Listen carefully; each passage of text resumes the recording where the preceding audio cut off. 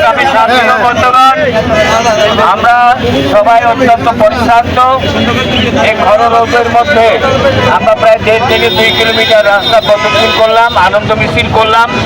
এই আনন্দ মিছিলে বিএনপি পরিবারের যে সমস্ত ত্যাগী নেতারা অংশগ্রহণ করেছেন তাদের সবাইকে আন্তরিক মোবারকবাদ এবং ধন্যবাদ জানাচ্ছি।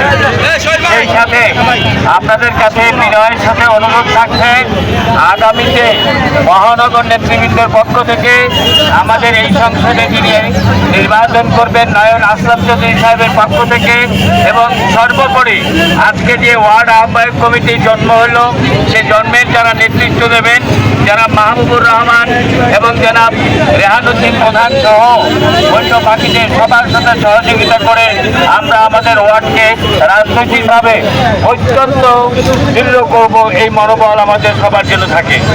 পরিশেষে আপনাদের সবাইকে ধন্যবাদ জানাচ্ছি এবং সেই সাথে আগামী দিনের যে কোনো প্রোগ্রামের কর্মসূচিতে আপনারা স্বতঃস্ফূর্ত সমর্থন করবেন, আপনাদের কাছে সেই প্রত্যাশা রাখছি। আজকের মতো এখানেই আপনাদের আমরা বিদায় নিচ্ছি।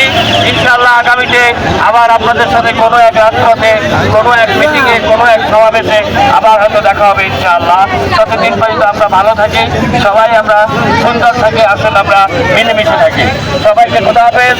আসসালামু আলাইকুম ওয়া রাহমাতুল্লাহি ওয়া বারাকাতুহু।